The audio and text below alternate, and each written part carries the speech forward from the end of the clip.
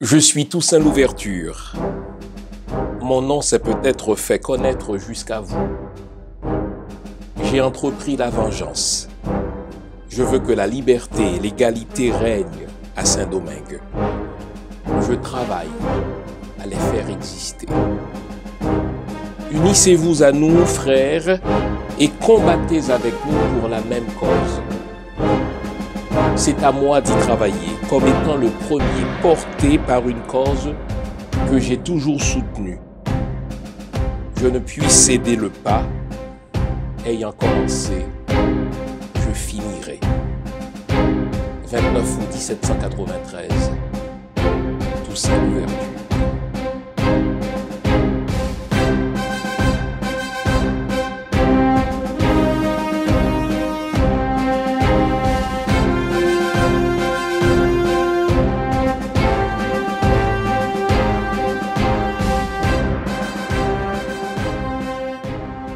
Nous sommes le 7 avril 2021.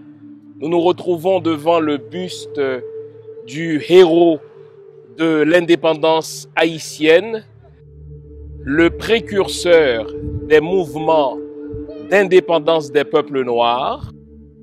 Nous sommes donc devant le buste de ce génie multidimensionnel, Toussaint Louverture. Nous sommes donc le 7 avril, c'est le jour de l'assassinat de ce grand homme dans les prisons de Napoléon Bonaparte au Fort de Joux en France. Je dis bien l'assassinat parce que nous savons que cet homme a beaucoup souffert de froid. On l'a privé de soins médicaux, on l'a humilié, on l'a soumis à toutes sortes de brimades et de vexations. Quel était son crime? Son crime était simplement de prouver que les Noirs ne sont pas inférieurs aux Blancs et qu'un Noir peut gérer, peut administrer un État. Je veux donc rendre hommage à ce grand homme, à ce génie dont nous honorons la mémoire en ce jour de son assassinat. Je vous invite donc à vous offrir une bonne tasse de thé, à verser quelques gouttes de café ou de thé ou de rhum ou de chocolat chaud en mémoire de cet illustre ancêtre dont le génie reste encore à découvrir. L'émission d'aujourd'hui sera consacrée à quelques facettes de cet homme puisqu'il a été assassiné un 7 avril 1803. Nous allons donc parler de cette dimension du génie de Toussaint Louverture.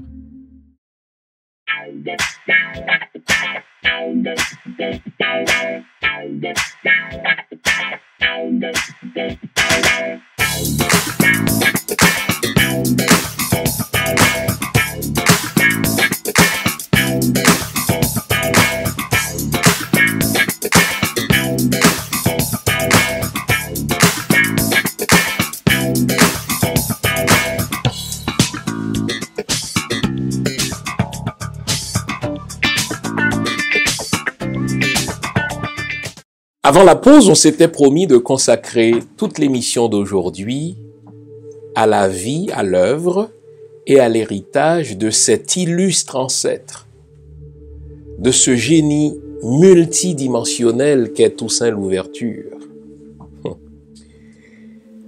Alors, prenons le temps de méditer sur la vie de cet homme qui est né dans les pires conditions physiques, dans les pires conditions sociales, dans les pires conditions économiques, puisqu'il est né sur une plantation d'esclaves, fils d'esclaves. J'ai dit qu'il est né dans les pires conditions physiques. Je vais citer l'historien Gagnon Lacoste qui note qu'à sa naissance, probablement le 20 mai 1743, d'autres disent 1745,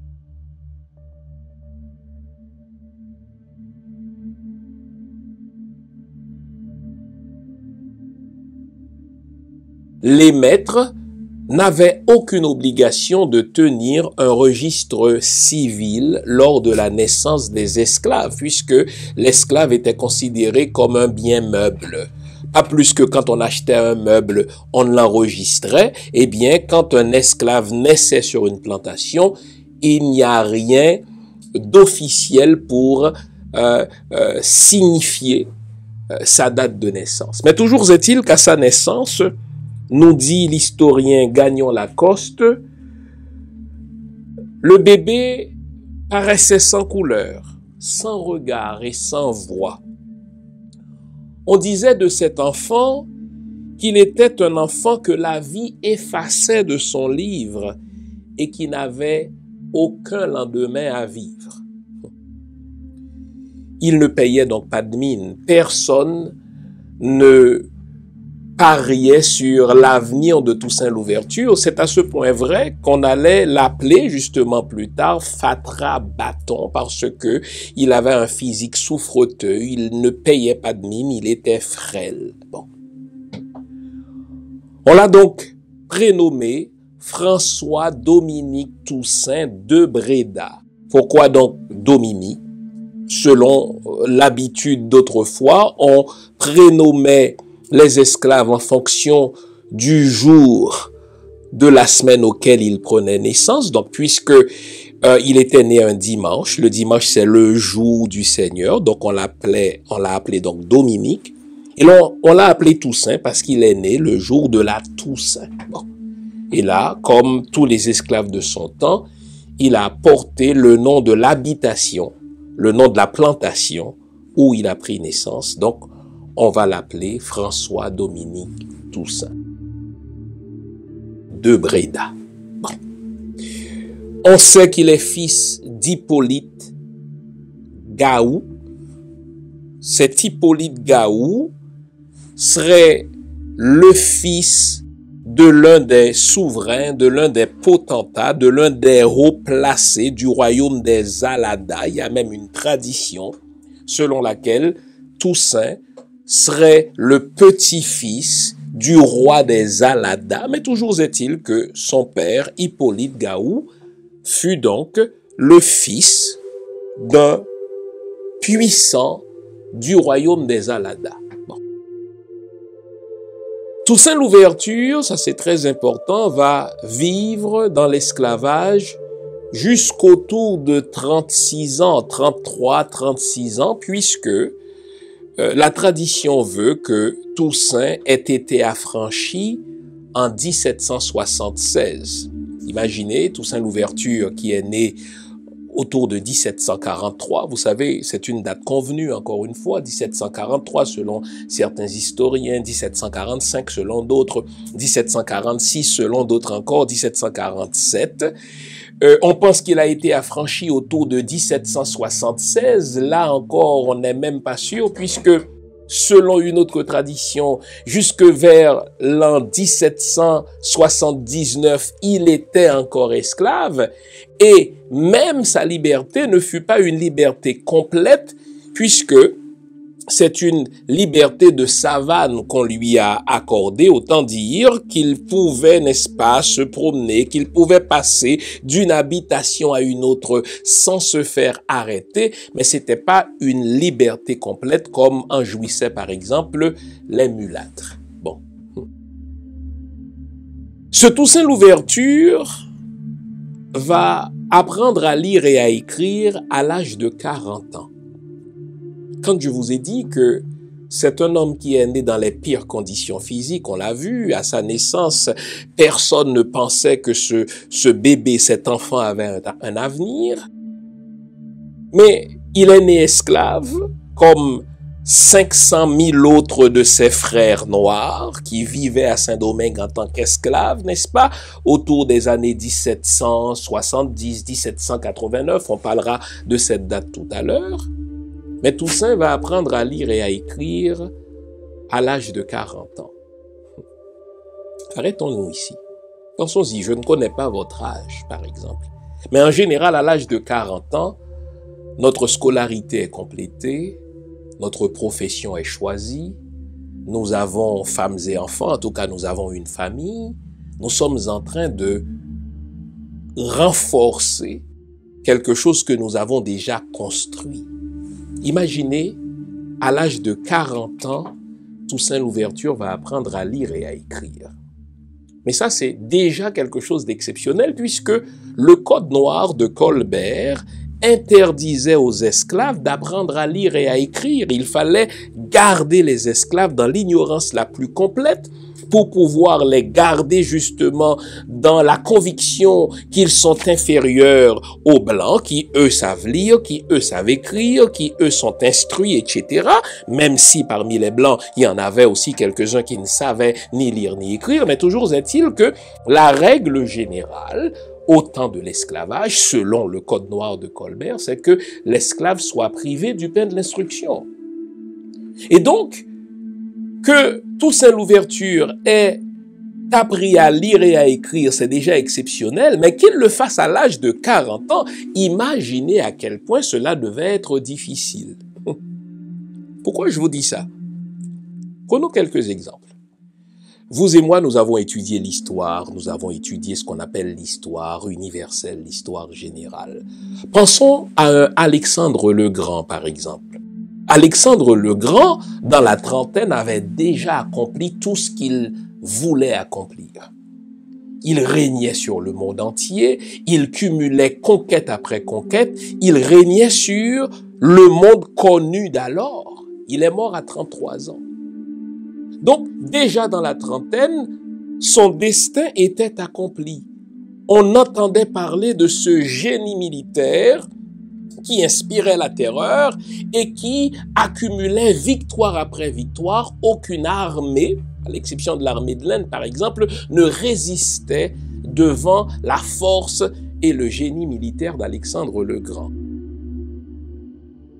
Pour prendre un autre exemple des temps modernes, John Fitzgerald Kennedy est devenu président des États-Unis à l'âge de 43 ans. Donc, quand on est dans la quarantaine, notre profession est choisie, nos choix existentiels sont faits, notre carrière est déjà définie.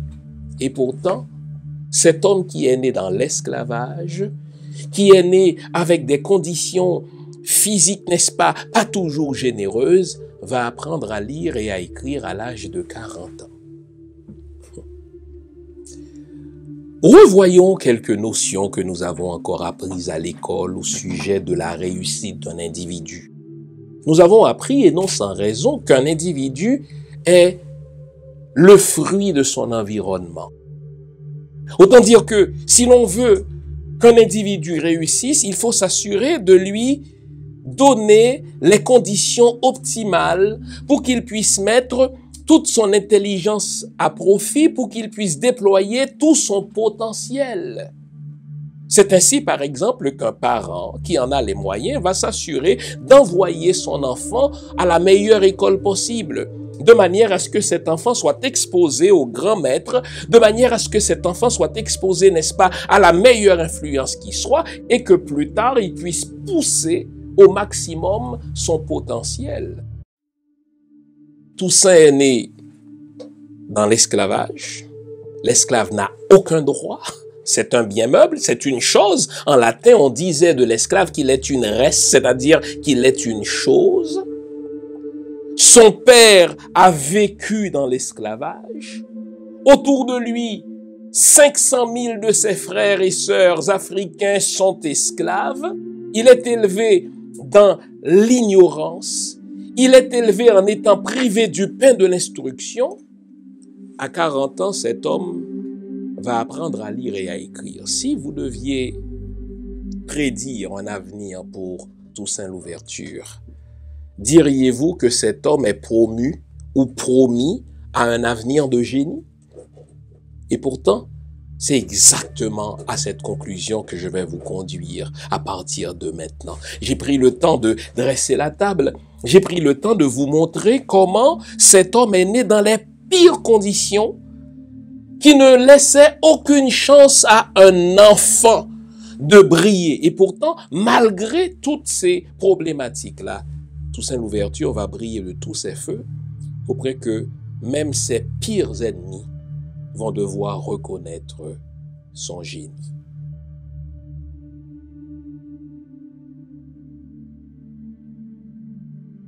l'on mesure l'intelligence d'un individu ou le génie d'un homme et d'une femme a ses grandes capacités d'analyse, Toussaint Louverture est, sans conteste, un génie inégalé. On va d'abord se replacer dans le contexte de la fin du XVIIIe siècle en parlant de la Révolution française, parce que la Révolution française va avoir un impact sur le Zitim-Leben, sur le contexte de vie de la colonie de Saint-Domingue. En 1789, que se passe-t-il? La France proclame la République, renverse, n'est-ce pas, le système monarchique et déclare que tous les hommes sont nés libres et égaux devant la loi. Bon. En marge des événements qui vont précéder la Révolution française, chaque classe, chaque groupe social à Saint-Domingue va avoir des revendications particulières. Puisqu'à Saint-Domingue, on retrouvait 3 catégories d'hommes, on va le dire ainsi, mutadis mutandis. À l'intérieur de ces grandes catégories, il y aurait matière de faire des sous-catégories, mais pour les besoins de la cause, limitons-nous aux 3 grandes catégories. Vous aviez les blancs. À l'intérieur de cette catégorie, vous avez les grands planteurs, vous avez les absentéistes, c'est-à-dire des blancs qui ont des biens à Saint-Domingue et qui ne résident pas nécessairement dans la colonie, mais qui restent en métropole. Vous avez les blancs manants, les petits blancs, n'est-ce pas, qui eux sont là généralement à contrat, qui ne détiennent pas des propriétés, qui travaillent pour les grands blancs et qui ont donc des revendications différentes. Cela se comprend des grands blancs, des grands planteurs. Mais toujours est-il qu'il y avait donc cette première catégorie qu'on va appeler pour les besoins de la cause, la catégorie des blancs. Vous avez en dessous de cette première catégorie, les affranchis. Les affranchis sont formés majoritairement des gens de couleur. Qu'est-ce qu'on entend par des gens de couleur? C'est des gens qui sont issus de relations entre les blancs et une négresse. Vous aviez aussi dans cette même catégorie d'affranchis des noirs, car il y avait des noirs aussi qui étaient des affranchis. Et en dessous de l'échelle sociale, vous avez les esclaves.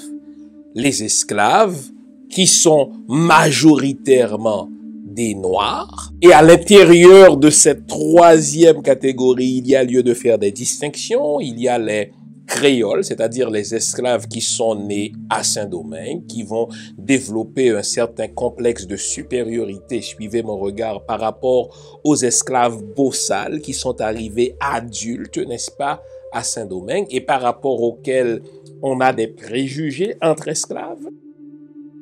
À l'intérieur de cette classe d'esclaves, il y a aussi les esclaves domestiques qui, eux, sont privilégiés par rapport aux esclaves des champs parce que eux vivent dans la maison du maître, n'est-ce pas? Ils jouent de la musique pour le maître, ils font à manger pour le maître. Vous avez des esclaves à talent qui, eux-mêmes, pouvaient même recevoir un certain pécule, c'est-à-dire un certain salaire. Et vous avez les esclaves des champs qui, eux, se retrouvaient au bas du bas de l'échelle sociale, c'est-à-dire au plus bas échelon. Il y a une autre catégorie d'esclaves dont on ne parle pas parce qu'on n'a pas les chiffres exacts, ce sont les esclaves marrons. Que sont les esclaves marrons? Ce sont des esclaves qui refusent de travailler pour les autres et qui sont en contestation du système et qui vont vivre, n'est-ce pas, dans des hauteurs, qui vont vivre, n'est-ce pas, dans des montagnes, tandis que les autres continuent à vivre soit dans les maisons des maîtres ou bien dans la plantation, eux-mêmes, n'est-ce pas, vont vivre cachés dans les hauteurs.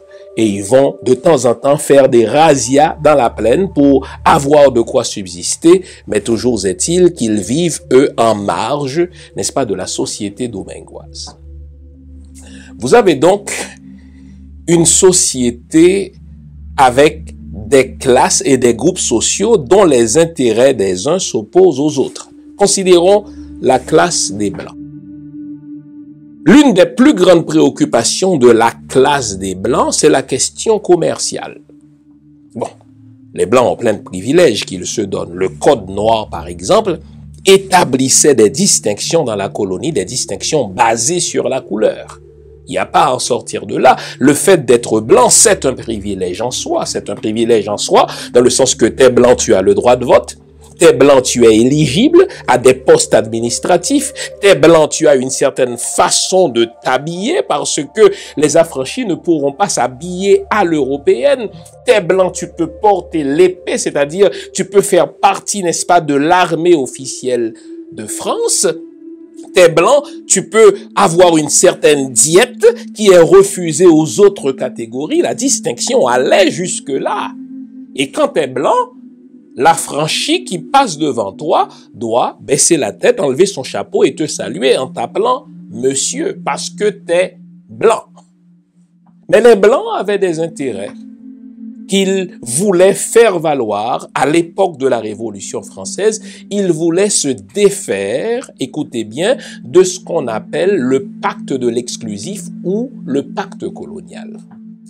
Qu'est-ce que c'est que le pacte de l'exclusif ou le pacte colonial? C'est un accord que Colbert, le ministre des Finances de Louis XIV, avait conçu et a imposé aux colonies françaises. Elles étaient plusieurs, ces colonies françaises, par rapport à la métropole. Qu'est-ce que stipulait le pacte de l'exclusif? C'est-à-dire, tout ce qui était produit dans une colonie, puisqu'on parle de Saint-Domingue, devait être vendu exclusivement à la métropole.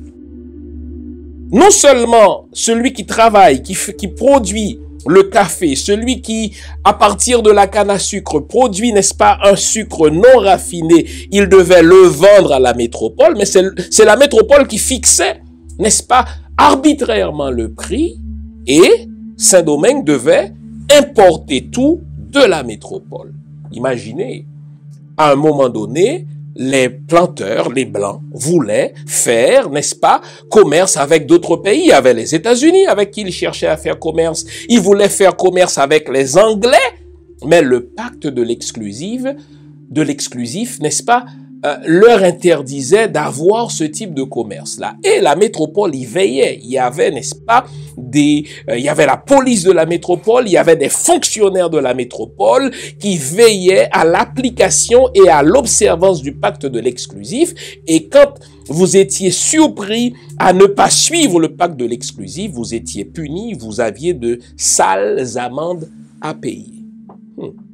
Et donc, dans le contexte de la Révolution française, autour de 1789, les grands blancs vont chercher à faire sauter le pacte de l'exclusif. Et que pensez-vous que la métropole va dire? La métropole va dire non. Donc, les grands blancs veulent se défaire du pacte de l'exclusif qui rapportait, n'est-ce pas, beaucoup à la France. Écoutez, un tiers du commerce de la France dépendait de ce qui arrivait de Saint-Domingue.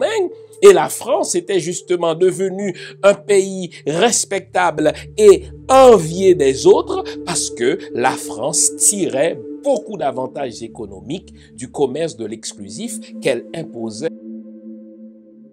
La deuxième catégorie sociale, les affranchis, avaient d'autres préoccupations. Les préoccupations de ces affranchis étaient plutôt d'ordre social. Imaginez, ils sont soi-disant libres, mais ils ne sont pas libres de voter. Ils sont soi-disant libres, mais ils ne sont pas libres d'être élus.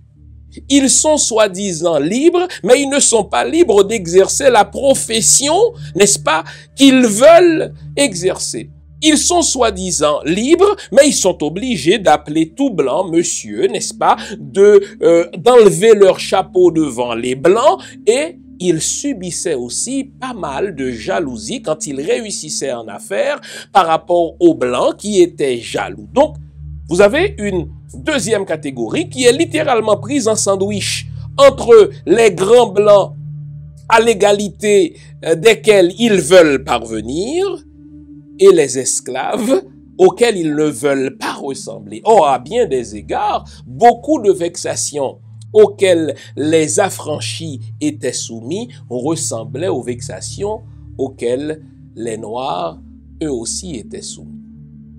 Au bas donc de l'échelle, vous avez les esclaves. Beaucoup de ces esclaves étaient, je l'ai dit, des esclaves domestiques. Donc tout ce qui se passait en France et qui se rapportait dans les maisons, eh bien les esclaves domestiques en entendaient parler. Ils entendaient parler, par exemple, du fait qu'il y a une révolution en France et qu'au terme de cette révolution, tous les hommes sont nés libres et égaux. Et ils vont colporter les diverses nouvelles qu'ils entendent dans la maison à leurs frères esclaves des plantations, à leurs frères d'esclaves des champs, en sorte que, autour de 1791, n'est-ce pas, tout était prêt pour un chamboulement à Saint-Domingue. Et c'est là où il faut rendre hommage à des précurseurs comme Macandal, qui, bien avant la Révolution française, songeait déjà à fédérer les forces de ses frères esclaves pour leur donner la liberté en empoisonnant les Blancs. C'est là où il faut rendre hommage à un certain Boukman qui, lui, était cocher, n'est-ce pas? C'est-à-dire qu'il conduisait ce qu'on appelle, n'est-ce pas, le carrosse de ses maîtres et qui, lui, déjà voulait, n'est-ce pas, conduire ses frères et ses sœurs à la liberté. Et c'est ainsi que donc, un certain 14 août 1791, Boukman et ses confrères vont convoquer, n'est-ce pas, dans le nord d'Haïti, les esclaves à un congrès politico-religieux. Congrès au cours duquel ils vont jurer de vivre libre ou mourir, donc liberté ou la mort. Et 7 jours après ce congrès politico-religieux du 14 août 1791, eh bien, les esclaves dans le département du Nord se sont révoltés contre le système esclavagiste, contre le système raciste, contre le système ségrégationniste. Ils ont mis le feu dans des sucreries, ils ont mis le feu dans des plantations, ils ont, n'est-ce pas, décapité, ils ont massacré, n'est-ce pas, les maîtres qui les tenaient dans ce régime inhumain, en sorte que, autour du 21 août 1791, plus rien ne fonctionnait à Saint-Domingue. La question se pose pendant tout ce temps, où est Toussaint Louverture? Son nom n'est pas encore ressorti. Aujourd'hui encore, on ne sait pas s'il a participé à ce congrès politico-religieux. Certains disent que oui, il était là, mais il observait. D'autres disent que non, au contraire, il faisait partie des leaders qui travaillaient en sous-main pour, n'est-ce pas, soulever les esclaves du département du Nord. Ce qu'on sait, c'est que lors de ce soulèvement général des esclaves dans la nuit du 21 au 22 août 1791, Toussaint Louverture a eu le réflexe d'aller chercher son maître, Bayon de Liberta, pour le mettre à l'abri, n'est-ce pas, de cette insurrection par laquelle on massacrait les Blancs. Lui, il a choisi de mettre à l'abri, n'est-ce pas, son maître, Bayon de Liberta. La question se pose, pourquoi Toussaint, qui lui-même a vécu dans l'esclavage, tandis que les autres esclaves massacraient leurs maîtres, pourquoi a-t-il choisi, lui, de protéger son maître et de le mettre à l'abri de cette insurrection? C'est quelque chose qu'on va retrouver chez Toussaint pendant toute sa vie. Toussaint Louverture, on le verra, deviendra un révolutionnaire, mais sa révolution ne portera jamais contre une race, sa révolution ne portera jamais contre un peuple, sa révolution portera contre un régime, contre un système. Ils veulent changer le système, au fait, il travaillera à le changer, vous l'avez entendu au début de mon émission.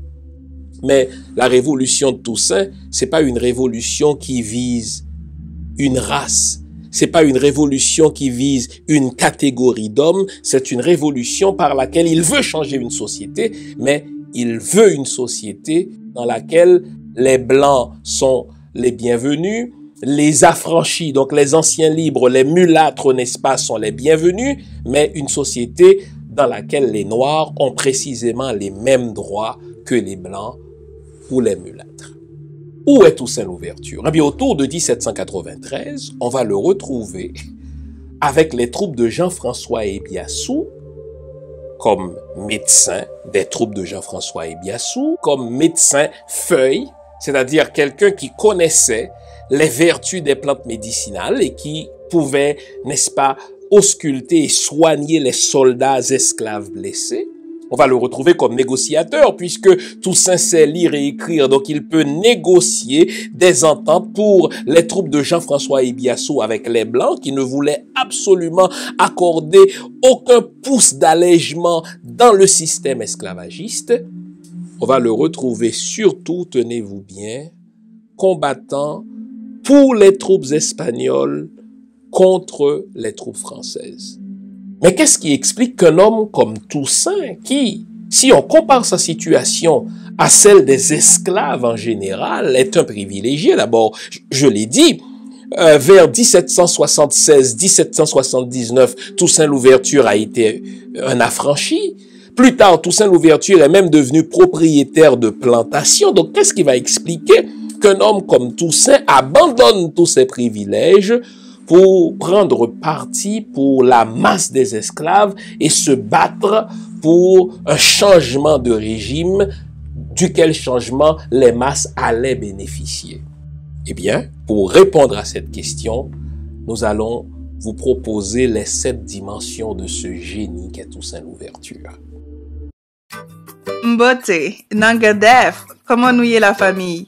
Où trouver les livres du docteur Fils-Aimé? Très simple. Sur son site internet au www.jeanfilsm.com ou sur Amazon, amazon.com, amazon.ca. Vous pouvez aussi nous écrire directement par email ou par Facebook. Dans tous les cas, c'est plus de 13 ouvrages sur diverses thématiques qui vous attendent. Un beau cadeau à se faire ou à offrir à nos proches. On est ensemble.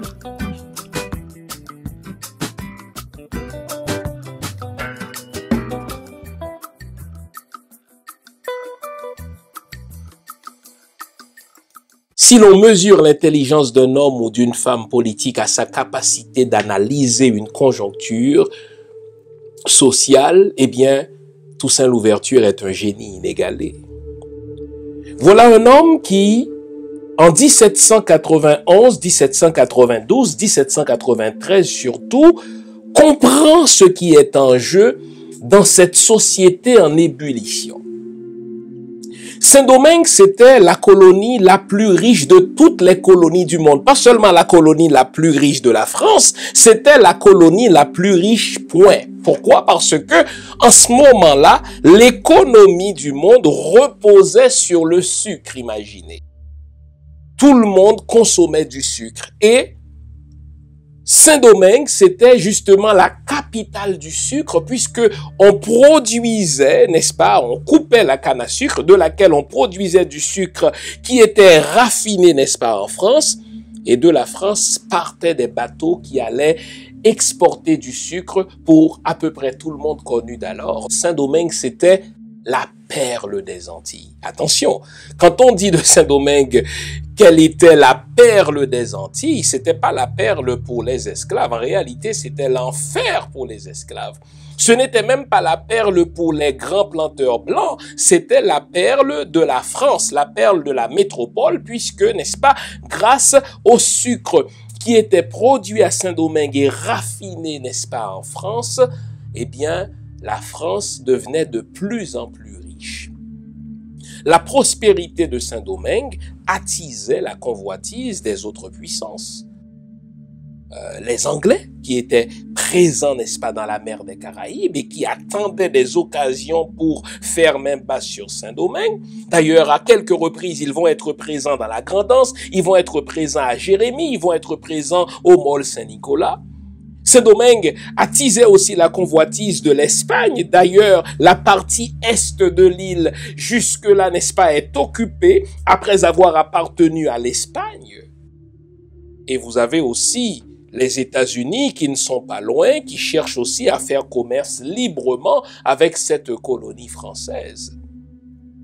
Toussaint Louverture est en mesure de lire ces enjeux contradictoires et de mettre les uns contre les autres ces différentes puissances qui voulaient faire main basse sur Saint-Domingue.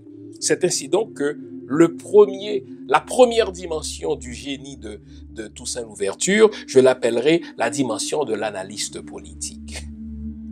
Tandis que les Blancs français refusaient d'accorder quelques allègements, que ce soit aux esclaves ou aux Noirs de Saint-Domingue, l'Espagne, qui est présente dans la partie est de l'île, fait des offres aux troupes de Biassou.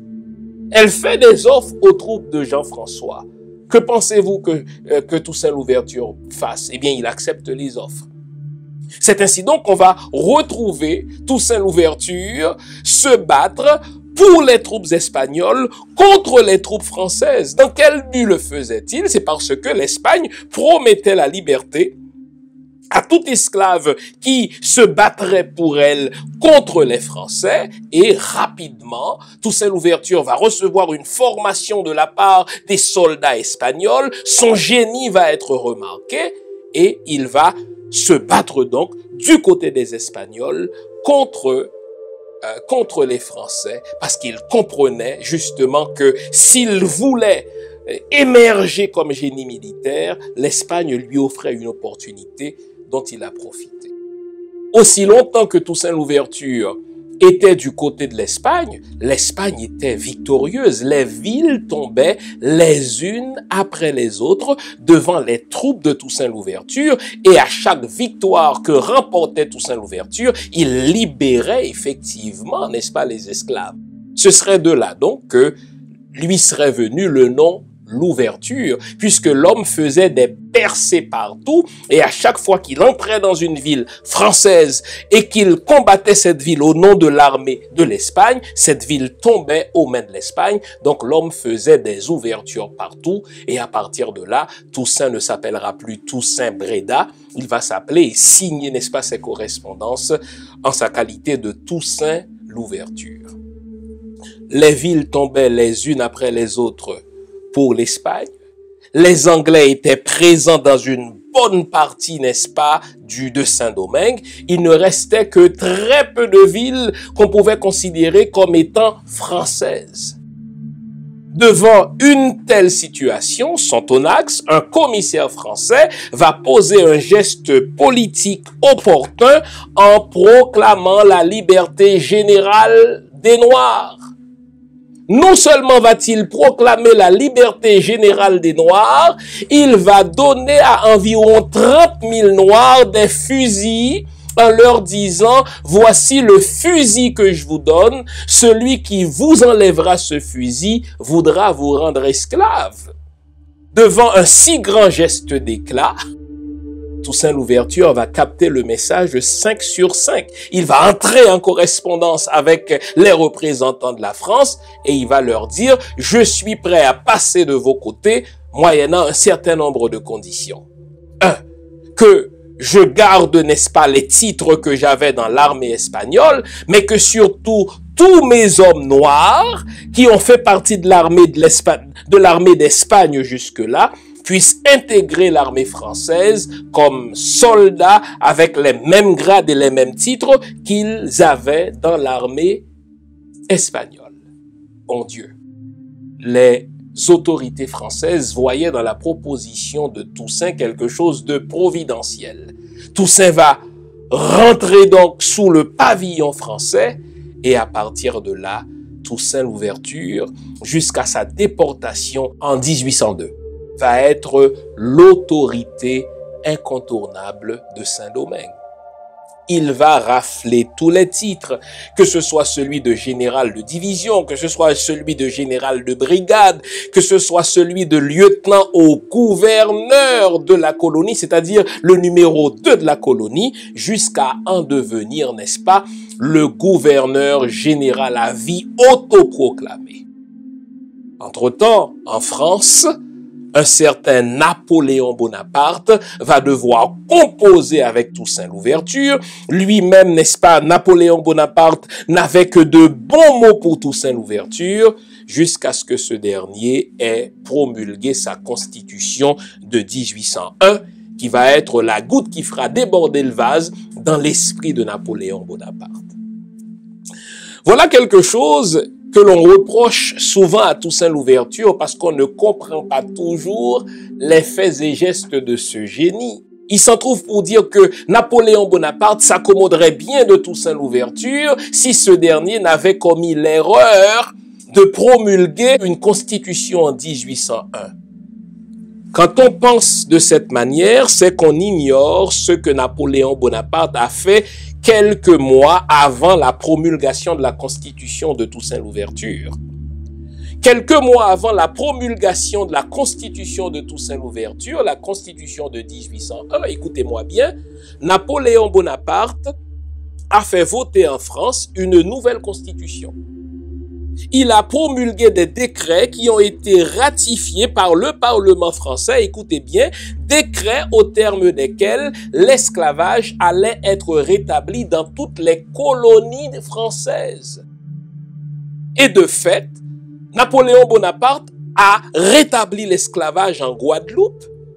Et un Toussaint Louverture qui entend parler, n'est-ce pas, de cette nouvelle constitution de Napoléon Bonaparte, qui entend surtout parler du fait que Napoléon Bonaparte a rétabli l'esclavage dans toutes les colonies françaises et qu'il allait rétablir l'esclavage en particulier à Saint-Domingue, n'avait pas le choix que de prouver à Napoléon Bonaparte que désormais, à Saint-Domingue, il y a un gouverneur qui n'acceptera pas de leçons de la métropole française, un gouverneur qui veut gérer Saint-Domingue selon ses propres lois. Et si on prend le temps, comme on le fera tout à l'heure, n'est-ce pas, de lire cette constitution de Toussaint Louverture, la constitution de 1801, l'un des premiers articles, le premier article, n'est-ce pas, de la Constitution de l'ouverture, établit noir sur blanc qu'à Saint-Domingue, il n'y aura plus d'esclavage et qu'à Saint-Domingue, on ne jugera plus la valeur d'un homme selon la couleur de sa peau. Ça, c'est quelque chose d'inouï dans l'histoire. Pourquoi? Aux États-Unis, vous avez une société esclavagiste. Nous sommes encore en 1801. Et même lorsque 64 ans plus tard, c'est-à-dire en 1865, les États-Unis vont abolir l'esclavage, eh bien l'abolition de l'esclavage sera suivie, n'est-ce pas, des lois ségrégationnistes qui maintiendront les Noirs dans une position, n'est-ce pas, d'inférieure par rapport aux Blancs, car la ségrégation continuait de reposer, n'est-ce pas, sur la question de couleur. Vous notez qu'en 1801, déjà, Toussaint Louverture disait, moi, je veux avoir une société, je veux avoir une nation dans laquelle un homme ne sera pas évalué selon la couleur de sa peau. Un homme sera évalué, n'est-ce pas, en fonction de ses capacités, il le dit, en fonction de ses talents. Un homme sera évalué, n'est-ce pas, en fonction de sa contribution à une société. Mais je veux aussi avoir une société dans laquelle il n'y aura plus d'esclavage. Il fallait donc que Toussaint Louverture réponde de loi à la loi de Napoléon Bonaparte. Et donc l'homme avait cette grande capacité d'analyse politique. C'est donc la première dimension du génie de Toussaint Louverture.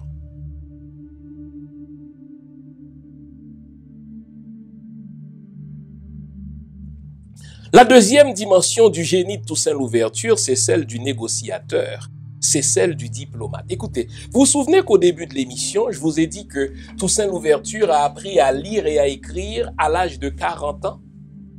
Et pourtant, savez-vous qu'aujourd'hui encore, 218 ans après sa mort, on en est encore à décrypter la correspondance de Toussaint Louverture. Cet homme entretenait une vaste correspondance avec les Américains, avec les Anglais, avec les Espagnols, avec la France. Il correspondait, n'est-ce pas, avec les autorités françaises. Et lorsqu'il fut emprisonné, Toussaint Louverture a écrit ses propres mémoires de politicien parce qu'il voulait s'inscrire dans la durée. Voilà un homme qui, précisément parce qu'il est en mesure de lire les enjeux, parce qu'il est en mesure, n'est-ce pas, de déceler, n'est-ce pas, ce qui n'est pas évident pour tout le monde, s'est révélé un fin diplomate, s'est révélé un fin négociateur. Déjà, quand il travaillait comme médecin feuille dans les troupes de Biassou et de Jean-François, cet homme s'est révélé un négociateur extraordinaire dans le sens qu'il cherchait, par son talent de diplomate, à faire fléchir les Blancs pour que ces derniers accordent, n'est-ce pas, aux Noirs des allègements dans le système esclavagiste. Lorsqu'il a entendu dire que les Espagnols étaient prêts à accorder, n'est-ce pas, la liberté à tous les soldats noirs qui se battraient pour eux, les Espagnols, eh bien, Toussaint Louverture est entré en correspondance avec eux. Il est entré en négociation avec eux pour obtenir quelque chose. Et tandis qu'il se battait aux côtés des Espagnols contre les Français, eh bien, il était en correspondance avec les autorités françaises de Saint-Domingue, cherchant à obtenir, n'est-ce pas, quelque chose pour les masses noires. En sorte que l'homme s'est révélé un fin diplomate, il s'est révélé un fin négociateur. Vous savez, au cours des derniers mois, je me suis surpris à admirer, n'est-ce pas, le sens diplomatique de cet homme qui a vécu, imaginez, une bonne partie de sa vie, que dis-je, la majeure partie de sa vie dans l'ignorance. Il est mort à 60 ans, que dis-je, il est assassiné, il n'avait même pas encore 60 ans. Il a appris à lire et à écrire en 40 ans, et pourtant cet homme connaissait le latin. Cet homme, n'est-ce pas, s'exprimait parfaitement, mais surtout, il mettait ces connaissances qu'il a apprises par lui-même, c'est un autodidacte, au service de ses frères et sœurs par la diplomatie. Si bien que Napoléon Bonaparte lui-même a dû reconnaître que c'est un homme dont on ne sait pas toujours ce qu'il pense véritablement. Il sait cacher sa véritable pensée quand cela est nécessaire. Il sait vous la révéler quand cela est nécessaire. Au fait, Toussaint Louverture n'est jamais pris de court. Il est toujours 2 coups d'avance par rapport à ses adversaires. Et pour ceux qui pensent que c'est un échec, le fait par lui d'avoir été capturé traîtreusement par les autorités françaises, eh bien on comprendra qu'il y a une autre façon de lire l'emprisonnement de Toussaint Louverture. Le génie multidimensionnel de Toussaint Louverture se révèle aussi dans ses grandes capacités militaires. Quand la France envoyait ses troupes à Saint-Domingue, que ce soit lors de l'expédition Leclerc ou même avant, lors des 3 commissions civiles, la France s'assurait d'envoyer les meilleurs soldats, les meilleurs militaires, des gens qui ont étudié dans des académies, des gens qui ont suivi une formation. Imaginez un Toussaint Louverture qui a appris l'art de la guerre sur le tas et sur le tard, comme on l'a vu. Mais il a profité de chaque circonstance, de chaque moment, de chaque bataille pour apprendre quelque chose de nouveau. Auprès des Espagnols, il a appris l'art de la guerre à l'européenne, mais il demeure, n'est-ce pas, un descendant africain, très brillant dans des tactiques de guérilla qu'il a dû avoir apprises, n'est-ce pas, ces tactiques-là, des bossals qui sont arrivés adultes dans la colonie. Ce Toussaint Louverture, c'est l'homme qui va justement apprendre à Jean-Jacques Dessalines et à Christophe, par exemple, ceux-là qui vont poursuivre l'œuvre de la Révolution, l'art de la guerre contre les Européens. Et notez ceci, Toussaint Louverture, c'est le premier noir des temps modernes à avoir battu en même temps 3 armées européennes. Cela ne s'était jamais fait dans l'histoire, les amis. Une armée européenne va battre une autre armée européenne, mais une armée européenne n'a jamais perdu une bataille aux mains d'une armée non européenne. Imaginez qu'à Saint-Domingue, Toussaint Louverture devait faire face à 3 armées européennes. Aux armées françaises, lorsqu'il était dans l'armée espagnole, il les battait, les troupes françaises, au point que les villes tombaient entre ses mains les unes après les autres.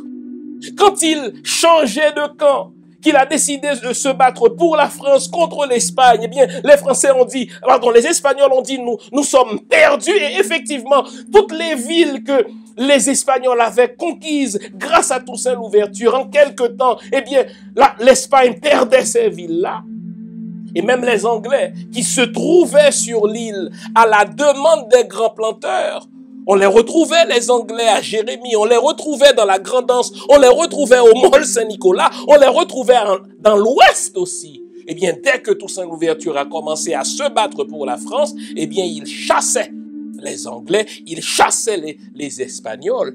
Ça, c'est un génie militaire, les amis. C'est pas pour rien que j'ai pris le temps au début de l'émission de camper la situation terrible dans laquelle Toussaint Louverture est né. Si l'on compare, par exemple, à Napoléon Bonaparte, on a déjà dit qu'entre Napoléon Bonaparte et Toussaint Louverture, il y a des points communs. Effectivement, il y a des points communs. Les deux ont vécu en marge de leur société jusqu'à ce que par leur génie militaire, le monde les découvre. C'est le cas de Napoléon Bonaparte et c'est le cas de Toussaint Louverture. Mais les deux sont devenus des hommes politiques aussi grâce à leur génie militaire. Mais Napoléon Bonaparte, lui, il a grandi dans des meilleures situations. Bourgeois, fils de bourgeois. Il est né et a grandi dans une société dite avancée. Entre-temps, Toussaint Louverture est né sur une plantation d'esclaves, privé du pain de l'instruction jusqu'à l'âge de 40 ans.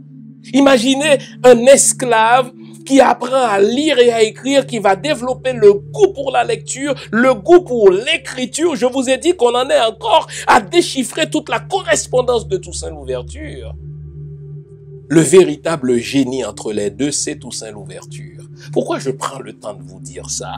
C'est que contrairement à ce que les Blancs se sont racontés à eux-mêmes, contrairement à ce que les Blancs veulent nous faire croire, la couleur de notre peau n'indique aucune infériorité. Voilà un Toussaint Louverture qui naît dans l'esclavage, qui apprend à lire et à écrire à l'âge de 40 ans, mais qui est le premier noir à battre 3 armées européennes parmi les plus prestigieuses. L'Angleterre, c'était la reine des mers. La France, c'était, n'est-ce pas, l'armée de terre la plus prestigieuse. Et l'Espagne comptait parmi les armées les plus importantes. Un seul homme les battait à partir de son génie militaire, Toussaint Louverture. Le génie multidimensionnel de Toussaint Louverture, c'est aussi le révolutionnaire. Comparé aux autres esclaves, Toussaint Louverture était un privilégié. Je vous ai dit, il a été affranchi entre 1776 et 1779. En sa qualité d'affranchi, il était même devenu propriétaire de plantation. Puisque c'était un esclave à talent, qui est devenu un cocher, il avait des privilèges. Mais pourquoi a-t-il choisi d'abandonner tout cela pour changer la situation à Saint-Domingue? Parce que c'était un révolutionnaire, un homme qui a dit « Les privilèges que j'ai ne sont rien si la majorité de mes frères en sont privés. Les privilèges que j'ai ne sont rien si, n'est-ce pas, la plupart de ceux qui vivent à Saint-Domingue, ils sont au nombre de 500 000 esclaves, n'ont rien. Je vais renoncer à mes petits avantages, à mes quelques privilèges pour prendre fait et cause pour mes frères et mes sœurs. » Toussaint Louverture savait que, en proclamant sa constitution de 1801, cela ne ferait pas plaisir à Napoléon Bonaparte.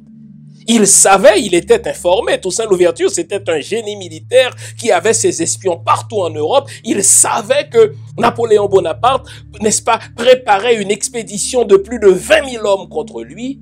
Mais il était résolu à se battre pour ses convictions. Il voulait changer la société domingoise. Il voulait en faire une société égalitaire, où noirs, blancs et mulâtres, n'est-ce pas, sont égaux, mais une société au sein de laquelle on n'est pas évalué sur la base de la couleur de sa peau. Autour de lui, rien de cela ne se faisait. Aux États-Unis, c'était l'esclavage.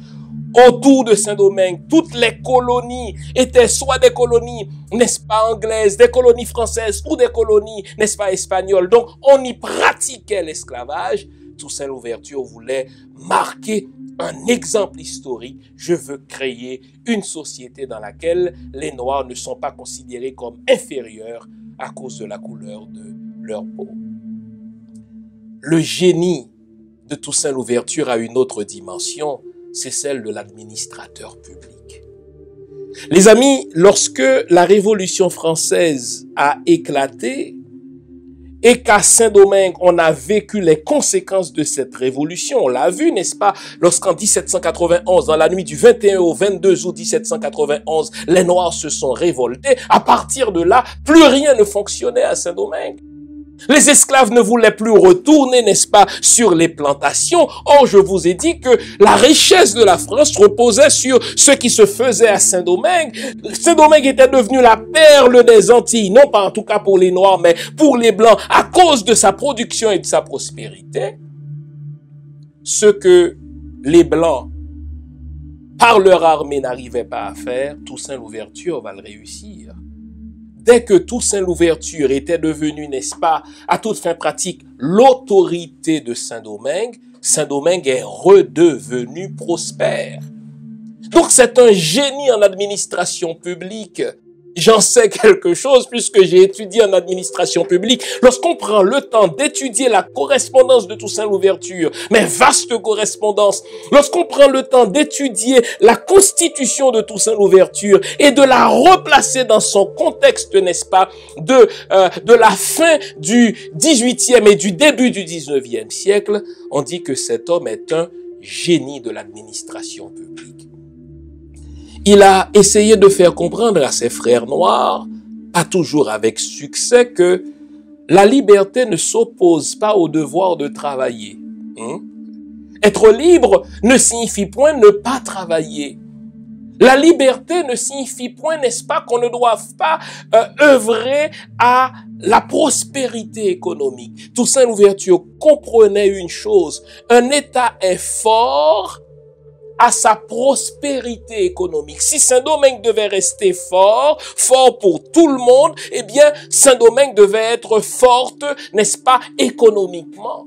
Et quand on prend le temps d'étudier ces politiques publiques telles qu'elles se reflètent dans la Constitution de 1801, on se dit, oh là là, quel homme en avance de son temps. Il a réussi à ramener, n'est-ce pas, les masses au travail, tout en étant libre. Il a réussi à rappeler les Blancs qui s'étaient enfuis dans le confluent de la révolution de 1789. Il leur écrivait en leur disant, nous avons besoin de vos compétences techniques, venez contribuer à la prospérité de Saint-Domingue. Et même Napoléon Bonaparte le confessera quelque temps avant sa mort à Sainte-Hélène. J'aurais dû, dit-il, me contenter de gouverner Saint-Domingue par Toussaint Louverture, car ainsi je garderai la prospérité de Saint-Domingue pour la France. Le génie de Toussaint, avons-nous vu, se manifeste dans ses grandes capacités d'analyse politique. Son génie se manifeste dans la dimension du diplomate et du négociateur. Son génie se manifeste dans son art de la guerre, l'art militaire. Son génie se manifeste dans le révolutionnaire qu'il est devenu. Mais son génie se manifeste aussi en tant que visionnaire. Vous savez, l'art de gouverner, c'est prendre des politiques publiques qui anticipent ce qui va arriver. Vous savez qu'aujourd'hui encore, on étudie la constitution de l'ouverture dans des départements de sciences politiques. On étudie la vaste correspondance de Toussaint Louverture. Et quand on lit ces lettres, quand on lit ces textes, on est tout simplement admiratif de ses grandes visions. Comme Louis-Joseph Janvier a dit de Jean-Jacques Dessalines, eh bien, il ne manquait que du temps à Toussaint Louverture pour faire de Saint-Domingue un modèle, écoutez-moi bien, de la capacité des Noirs de gérer un État et de le rendre prospère. Vous savez, toute la notion du racisme, toute la notion de l'esclavage repose sur le postulat occidental que seuls les Blancs peuvent gérer et que les Noirs sont incapables de self-government. Vous savez, on a surpris le président américain Nixon en train de dire des Noirs américains et des chefs d'État africains que ces derniers sont incapables de gouverner, ils sont comme des enfants. On dirait que leur intelligence, disait Nixon, n'excède pas celle d'un enfant de 6 ans.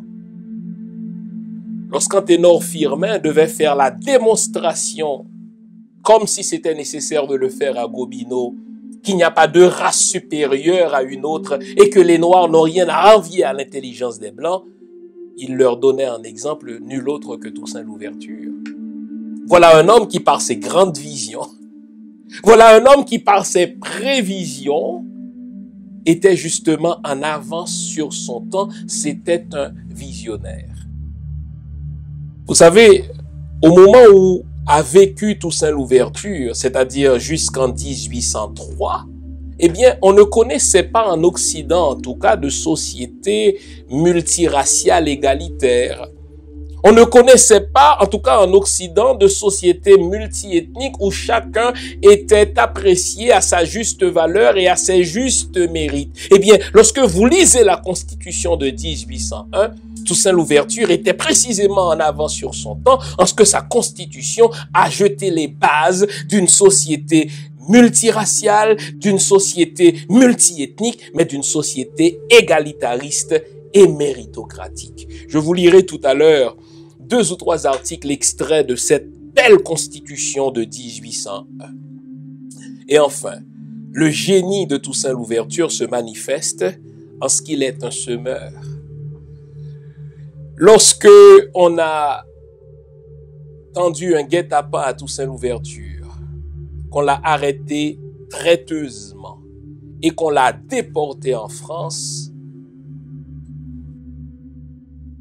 lorsqu'on a arrêté Toussaint Louverture en 1802 et qu'on l'a déporté et qu'on allait le déporter en France, écoutez bien, Toussaint Louverture a lancé ses paroles prophétiques. Vous savez, un visionnaire voit ce qui va se passer par son intelligence parce que il a une vue d'aigle. Il a une vue panoramique de ce qui s'en vient. Il a dit ceci, et c'est l'une des phrases célèbres de Toussaint Louverture. En me renversant à Saint-Domingue, on n'a fait qu'abattre le tronc de l'arbre de la liberté des Noirs. Mais cet arbre repoussera par ses racines. Pour quelle raison? Car ses racines sont profondes et nombreuses. Toussaint Louverture avait déjà semé dans l'esprit des Noirs une société égalitariste, une société dans laquelle les Noirs n'auraient aucun complexe par rapport aux Blancs. On l'a déporté en 1802. Il est mort quelques mois plus tard, en avril 1803. Mais quelques mois après sa mort, il est mort en avril. En novembre 1803, les troupes indigènes, à la tête desquelles on retrouvait justement les anciens soldats de Toussaint Louverture, les Jean-Jacques Dessalines, les Henri Christophe, pour ne citer que ceux-là, vont, qu'après la mort, vont botter le cul, n'est-ce pas, aux troupes françaises, qui vont céder l'île aux esclaves d'autrefois, aux Haïtiens, et le 1er janvier 1804, Haïti va devenir la première république indépendante. Avant de mourir, d'ailleurs, vous n'avez qu'à lire les mémoires de Toussaint Louverture. C'est tellement extraordinaire. On l'a arrêté traîtreusement. On l'a placé au fort de Joux, n'est-ce pas? Un endroit très froid, où les prisons, n'est-ce pas, accusent un froid polaire. Et l'hiver 1803 fut un hiver particulièrement terrible. On va priver Toussaint Louverture de soins médicaux, on va le priver de nourriture. Il est mort donc de pneumonie ce 7 avril 1803. Mais avant de mourir, on n'a qu'à lire ses mémoires. L'homme est en prison, il est humilié, et précisément parce qu'il veut investir dans le temps, il écrit ses mémoires. Vous savez qu'il aurait pu s'évader. D'autres prisonniers qui se trouvaient au fort de Joux se sont évadés. Pensez à un Rigaud. Il s'est évadé. Mais Toussaint Louverture a dit non, moi je suis un officier de l'armée. J'ai droit à un procès. Je suis un gouverneur de l'île. J'ai le droit de rencontrer Napoléon pour qu'on discute d'homme à homme. Cet homme fut trop petit pour s'exposer à la grandeur de Toussaint Louverture. Lorsqu'il a compris qu'il allait mourir en prison, il a consigné ses mémoires politiques. Je vous le dis, lisez ses mémoires. C'est une perle de science politique. C'est une perle d'administration publique. Et dans ses mémoires, il dit substantiellement que tout est en place. La révolution poursuivra son œuvre. Je voudrais terminer en vous lisant quelques articles de la Constitution de 1801 de Toussaint Louverture. Article 1.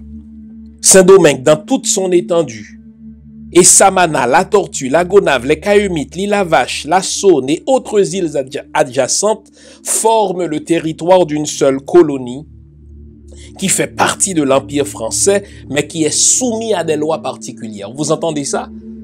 Toussaint est en train de dire, si Napoléon est en mesure de prendre des lois pour la France, lui, il est en mesure de prendre des lois particulières pour Saint-Domingue. Mais vous notez déjà que c'est toute l'île qui est considérée comme faisant partie d'un seul et même territoire. C'est qu'entre-temps, Toussaint est rentré dans la partie est de l'île, il a chassé, n'est-ce pas, les Espagnols, et il a unifié l'île. Article 3, très important. Il ne peut exister d'esclaves sur ce territoire. La servitude y est à jamais abolie. Tous les hommes y naissent, vivent et demeurent libres et français. Ça, c'est important. Entre-temps, je vous l'ai dit, Napoléon Bonaparte a rétabli l'esclavage dans les colonies françaises, en particulier à Guadeloupe, qui est à côté d'Haïti. Toussaint a dit, l'esclavage ne sera jamais rétabli ici, parce que c'est une terre libre. Article 5. Oh là là, celui-là, je l'aime. Il n'existe d'autre distinction que celle des vertus et des talents, et d'autres supériorités que celles que la loi donne dans l'exercice d'une fonction publique. Il n'existe donc d'autre distinction que celle des vertus et des talents. En réalité, Toussaint Louverture est en train de dire que la société domingoise va être une société méritocratique. Vous notez que nous sommes au 21e siècle. Les sociétés occidentales sont encore aux prises avec des problèmes de racisme. Toute la saga du Black Lives Matter, c'est précisément parce que l'Occident n'arrive pas à se dégager de ses réflexes racistes. Toute la notion du racisme systémique, toute la question des privilèges blancs repose sur le principe qu'il y aurait d'autres degrés de supériorité en fonction de la couleur de la peau. Toussaint Louverture invitait les Blancs dans son gouvernement, il invitait les Noirs dans son gouvernement. Eh bien, pour quelle raison? Parce que il dit, il ne peut y avoir aucune supériorité basée sur la couleur de la peau. Voilà un homme qui était en avance de son temps. Lorsque on voudra nous faire croire que nous sommes inférieurs en fonction de la couleur de notre peau, lorsque on regarde, n'est-ce pas, la manière dont nos États africains ou nos pays d'afro-descendants sont mal gérés à cause de l'influence délétère des pays tuteurs de l'Occident et qu'ils nous disent nous sommes incapables de self-government, rappelons-leur l'exemple inégalé de Toussaint Louverture. Rappelons-leur le génie multidimensionnel inégalé de Toussaint Louverture et disons-leur que nous avons le sang de Toussaint Louverture dans nos veines. Ce que Toussaint a fait, nous en sommes nous aussi capables. J'espère vous avoir été utile. Eh bien, je vous invite à vous inspirer de la vie de cet homme. Je vous invite à vous abreuver de sa vie. Je vous invite à vous réconcilier surtout avec cet homme. Partageons, si nous avons aimé cette émission, likons surtout et abonnons-nous si ce n'est déjà fait. Bonne semaine, gardons le moral, offrons une libation à cet illustre ancêtre, versons quelques gouttes d'eau, de café ou de rhum en son honneur. On est ensemble et rappelons-nous ce que Toussaint a fait. Nous en sommes nous aussi capables si nous le voulons. Bonne semaine, gardons le moral car tant que va le moral, tout va.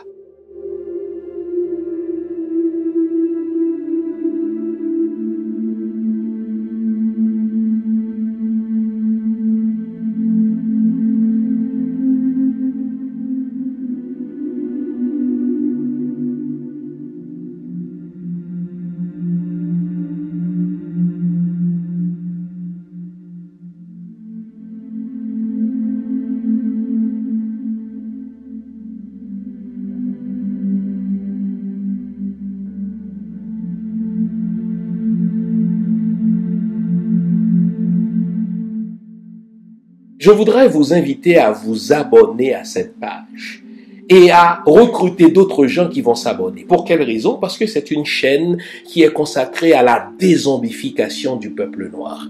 Vous savez, en ma qualité de théologien, d'historien et d'expert en management public, je décide de mettre toute mon énergie et toute l'équipe qui travaille avec moi décide aussi de mettre toute son énergie à la dézombification du peuple noir.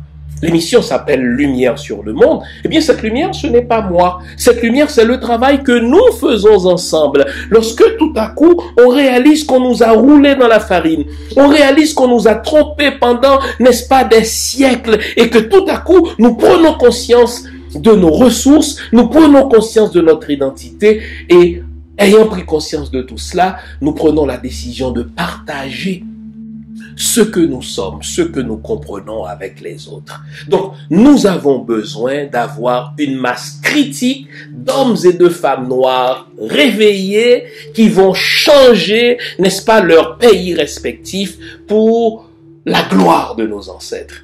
Nos ancêtres méritent cela.